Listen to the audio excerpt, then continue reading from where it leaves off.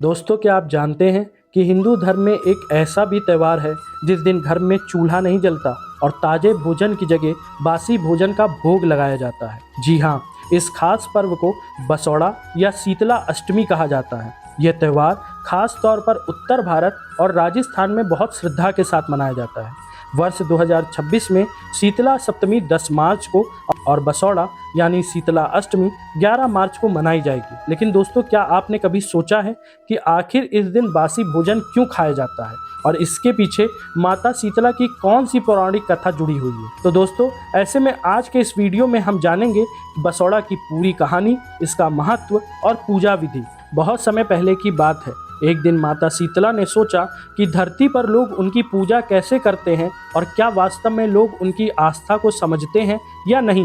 ये देखने के लिए माता ने एक बुढ़िया का रूप धारण किया और राजस्थान के डुंगरी नाम के गांव में पहुंच गई। जब वे गांव की गलियों से गुजर रही थी, तभी अचानक एक घर से उबले हुए चावल का गर्म पानी यानी माड़ बाहर फेंका गया।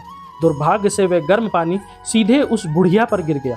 गर्म पानी से उसका शरीर बुरी तरह जल गया और उनके शरीर पर फफोले पड़ गए। माता दर्द से कराहने लगी। गांव में इधर उधर घूमकर लोगों से मदद मांगने लगी, लेकिन उस गांव के लोगों ने उनकी कोई मदद नहीं की। किसी ने उन्हें पानी नहीं दिया, किसी ने उन्हें बैठने की जगह तक नहीं दी।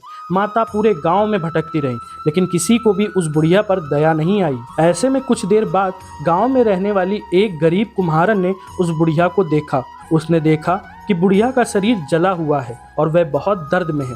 कुम्हारन का दिल पसीज गया। वह तुरंत अपने घर पर ले गई और ठंडा पानी डालकर उनकी जलन कम की।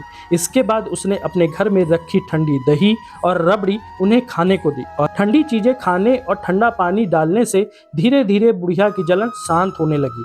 कुम्हारन बहुत प्रेम से उनके बाल संवारने लगी।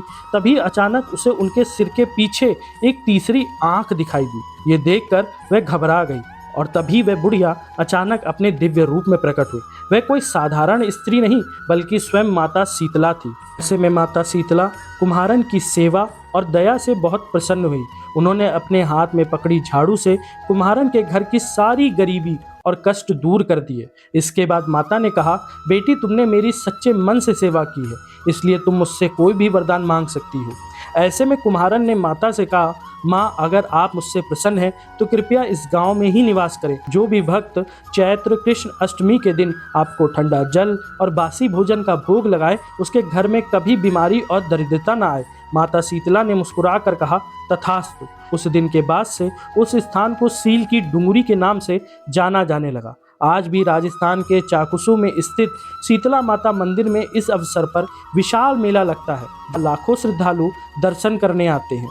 ऐसे में दोस्तों, बसौड़ा का पर्व केवल धार्मिक आस्था से जुड़ा हुआ नहीं है, बल्कि इसमें स्वास्थ्य और स्वच्छता का गहरा संदेश भी छुपा हुआ है।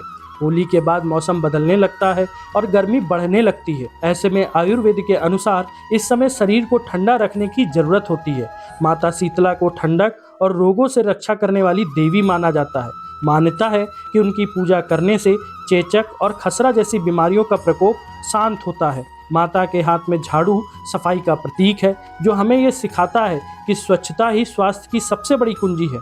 ऐसे में हमें ये जानना बहुत ज़रूरी है कि बसौड़ा कैसे मनाया जाता है।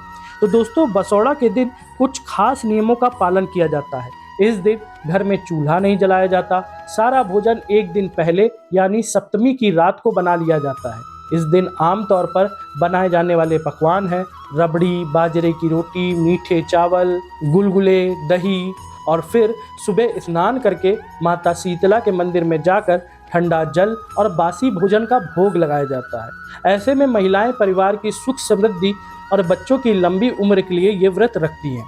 तो दोस्तों, यही है बसौड़ा यानी शीतला अष्टमी की अद्भुत कहानी और इसका महत्व। ये पर्व हमें सिखाता है कि दया, सेवा और स्वच्छता ही जीवन का सबसे बड़ा धर्म है।